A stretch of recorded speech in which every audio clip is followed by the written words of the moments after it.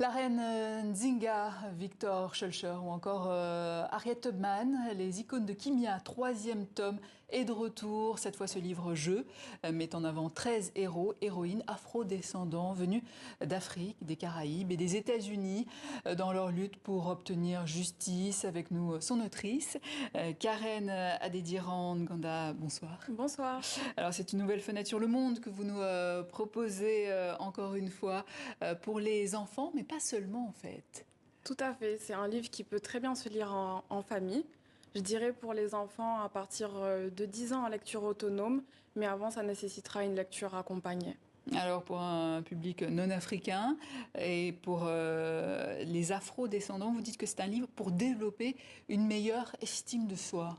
Oui, tout à fait. Je pense que les enfants ont besoin d'une bonne représentation, d'une meilleure représentation d'eux-mêmes et de cette façon de pouvoir parcourir des personnalités qui ont vaincu des obstacles et qui ont accompli de belles choses. Ça peut leur permettre d'avoir une meilleure représentation et donc estime d'eux-mêmes. Alors dans ce tome 3, Kimia nous embarque à travers le monde grâce au récit de sa grand-mère. L'objectif, c'est donc toujours la transmission. Et il y a cette question de Kimia pour sa grand-mère. Mais mamie, qu'ont-ils fait pour se défendre? Se sont-ils simplement laissés faire? Eh bien non, loin de là. Et c'est ce que vous nous racontez là. Tout à fait. Alors le tome 3, c'est un focus sur les résistances africaines depuis l'Afrique, donc depuis les déportations, jusqu'aux navires négriers, puis jusque dans les plantations. Jusqu'ici, on a souvent parlé des abolitions d'une certaine manière. On ne met pas forcément en avant donc les opprimés qui se sont battus pour atteindre cette libération.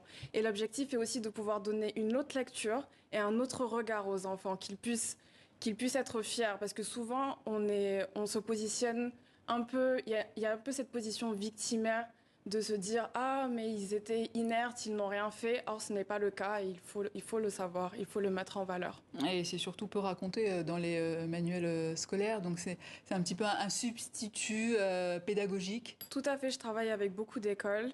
J'ai été au Sénégal, en Éthiopie, en Côte d'Ivoire et ailleurs, et même en France.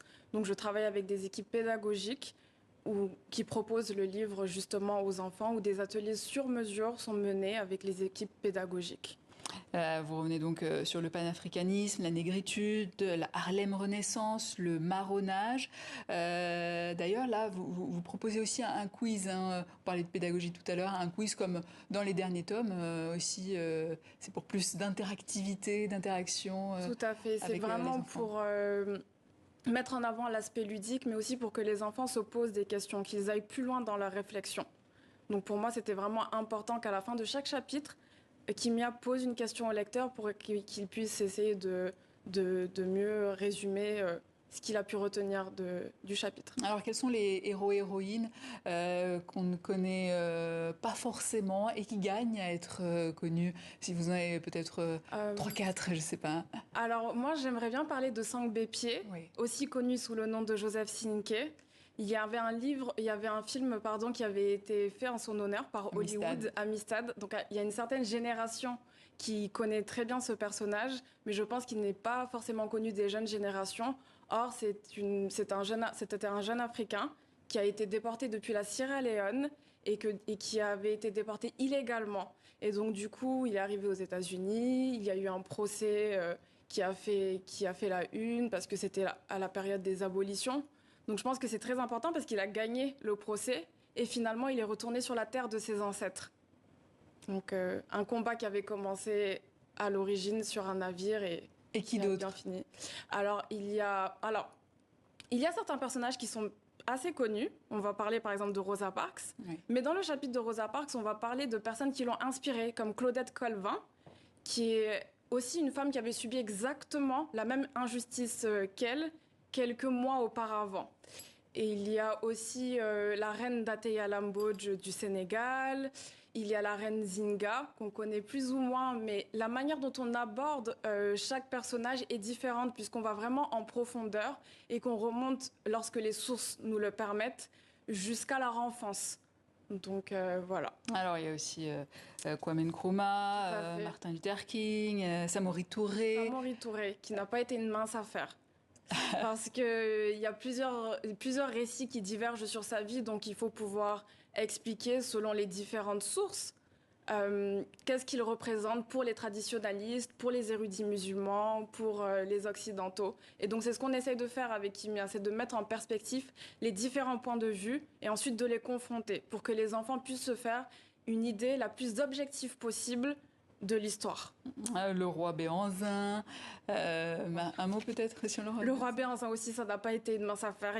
En fait, si vous voulez, il y a vraiment à chaque fois une multitude de sources. Ouais. Donc, ce que je disais à l'instant avec les icônes de Kimia, c'est que ce qu'on essaye de faire, c'est de ne pas dénaturer les différentes sources, mais plutôt d'expliquer pourquoi, lorsqu'on se positionne à partir d'un certain point de vue, on peut avoir une certaine perception d'un personnage.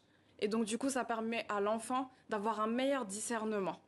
Alors, en introduction, vous rappelez quand même que des conflits et des guerres existaient déjà au sein des peuples d'Afrique subsaharienne, avant même les invasions étrangères. C'est important aussi de rappeler ça ?